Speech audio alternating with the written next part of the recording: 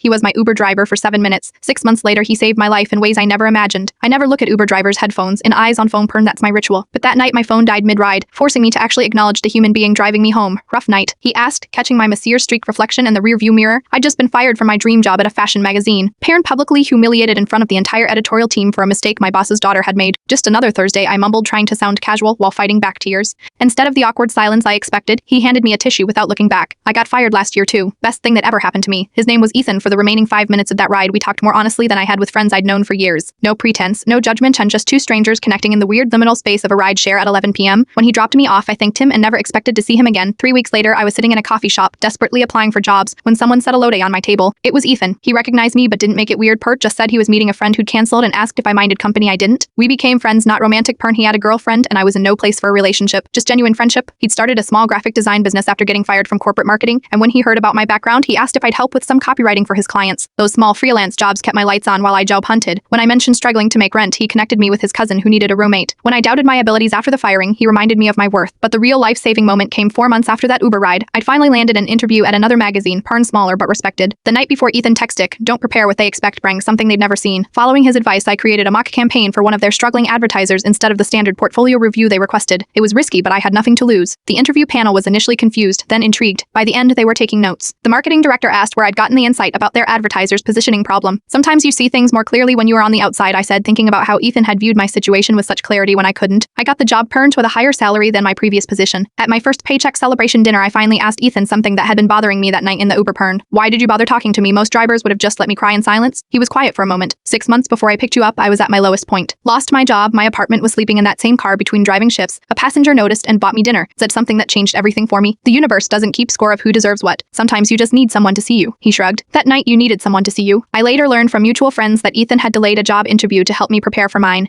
He'd skipped a networking event to review my portfolio. He'd recommended me to clients when his business was still struggling. We're still friends. 3 years later, he was best man at my wedding last month. His design business now employs 15 people, including my husband. Sometimes I think about how close I came to never meeting him, parent, if my phone hadn't died, if he had taken a different route, if either of us had been too guarded to speak honestly. 7 minutes in an Uber changed everything. Not because he saved my life in some dramatic rescue, but because he showed me how to rebuild it, one small kindness at a time.